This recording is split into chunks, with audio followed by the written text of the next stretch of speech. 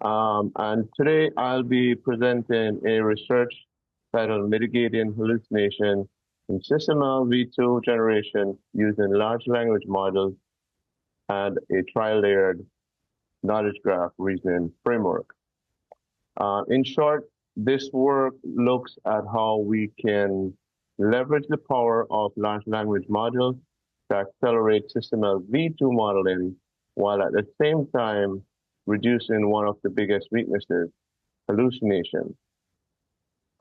At a quick glance, this is the agenda we'll be following.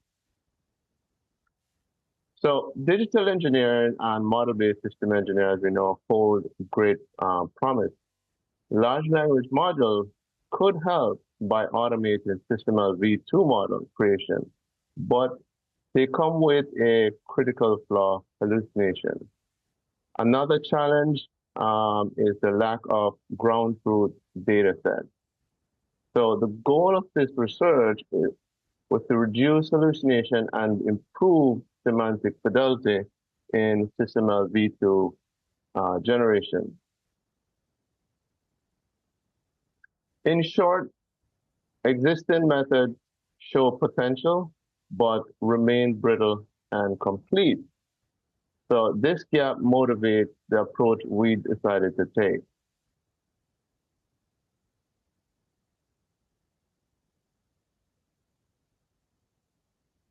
On the right is a high-level flow of the framework. On the left of this diagram here, we have the knowledge graph data loaders for level 1 and level 2 knowledge graph, reusable modeling patterns, and domain semantics. On the right, natural language requirements are processed by the augmented definition generator, which aligns them with layer 1 patterns. These requirements and generated definitions are fused to build the layer 3 knowledge graph, which captures semantic system-specific context. The prompt generator then combines templates, augmented definitions, and parameters from layer 2 and layer 3 to then create structured prompts. These prompts then are used to query the LLM, which produces candidate SysML v2 models. And finally, the generated models can be validated, refined, and extended. Layer 3 also supports multi-domain system design, so the framework can be scaled beyond a single domain. So let's dive into the individual layers. Okay, so layer 1 on the left here establishes the foundation. It's the SysML characterization knowledge graph. At the center is the root node shown in green, which represents SysML v2 itself. From this root, we branch into high-level diagram types, such as high-level system architecture diagram, which serves as the main entry point for the system design. These diagram nodes are enriched with property values. Later, those values are reused in layer 3 to ensure subsystem diagrams remain linked back to the high-level system view. Another cluster captures diagrams specifically recommended for representing system features. And finally, a further cluster maps diagrams to the component of each system feature, giving us a structured way to trace from high-level system definition all the way down to the component level. Layer 2 on the right, that captures domain-specific knowledge. In this example, the domain is satellite system. At the top, we see the satellite system node for this system, the framework recommends a high-level system architecture diagram, or HLSAD. Additional diagrams are suggested if it's modeled as a subsystem within a larger system. Here we show part of the telemetry subsystem. This is linked into the satellite system node, giving us a domain-grounded view of the architecture. The reason framework adjusts recommendations dynamically. If the satellite system is identified as a top-level system, then the high-level system architecture diagram is included automatically to anchor that model. So layer one gives us a reusable SysML modeling patterns as backbone, and layer two adds domain-specific semantics on top of this foundation, grounding the framework in domain semantics. Layer three builds on this by incorporating system-specific requirements. Layer three here captures system-specific knowledge. The green node represents the top-level system, for example, thermostat, or could be satellite system. From this route, we link the subsystem features, shown in red, feature nodes, which defines the major component of the system. Each feature connects to the high-level capability node, in orange there, tagged with capability statements.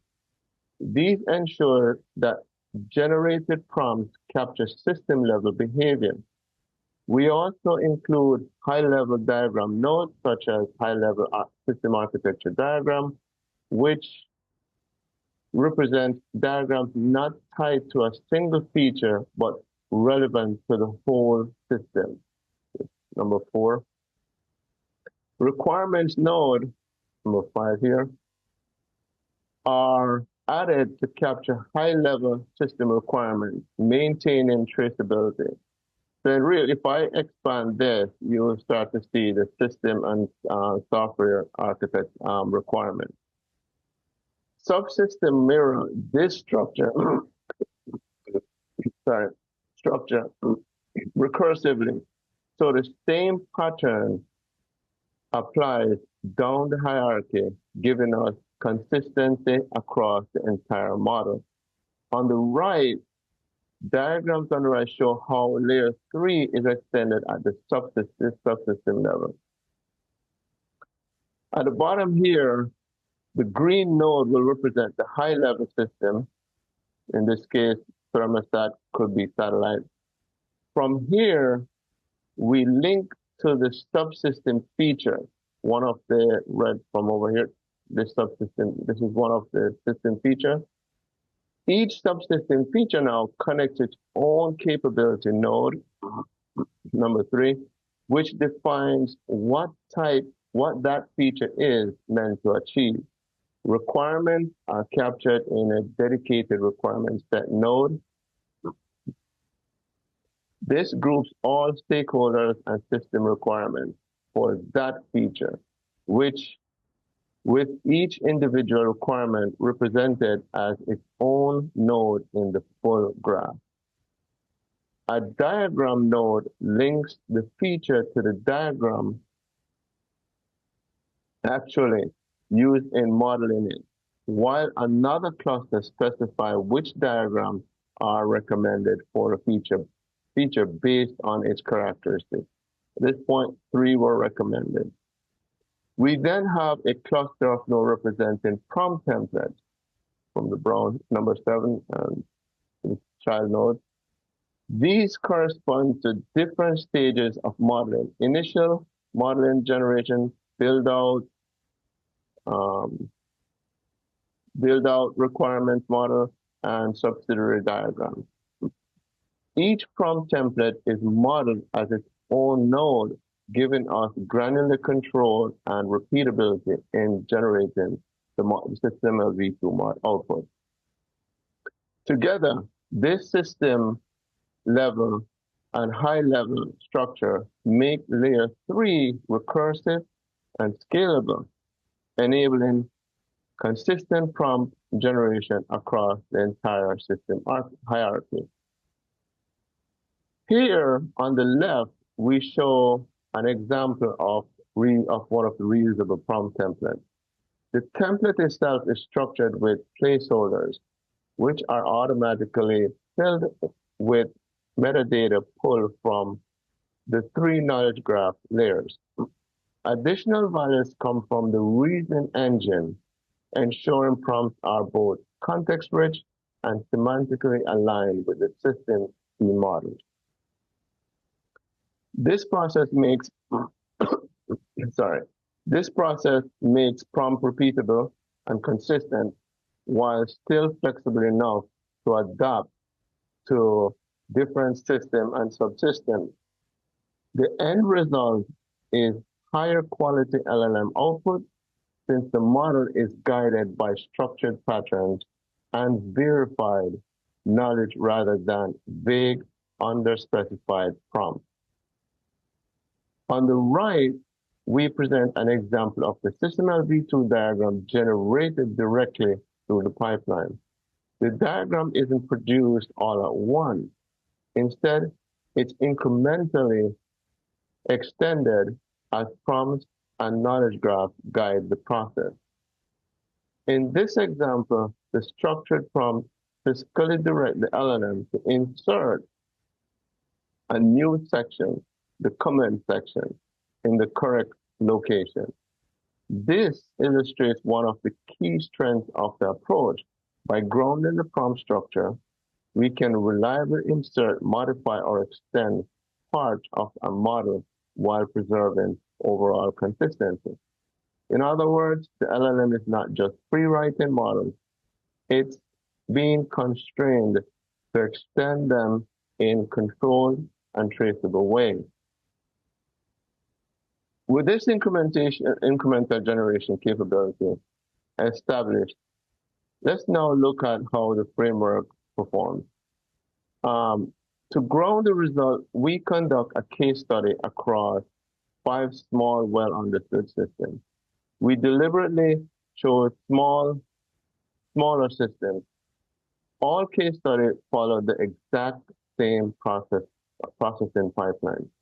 Importantly, validation was grounded in a manual curated dataset that paired natural language requirements with SysML v2 models. The evaluation relied on refined SysML v2 heuristic gold standards, a structured set of regex-like rules capturing mandatory elements, structural definitions, behavior constructs, imports, relations, documentation, and primitive types. This setup allowed us to assess not just structural correctness, but also semantic alignment and reproducibility across repeated runs. And ultimately, the case study framework itself provides a benchmark that we can use to compare different LLMs and quantify the impact of knowledge graph grounded prompting. So let's look at how the framework performed and summarize the results. The evaluation grounded in a curated dataset gave us a reliable baseline for validation. Structurally, the generated model showed improved validity and cohesion. On the semantic side, we observed fewer extraneous or malformed elements. Another positive outcome was consistency across multiple LLMs. We also saw signal of scalability. The knowledge graph-driven prompts generalized across different domains, suggesting potential for larger, more complex systems in future studies. There are limitations.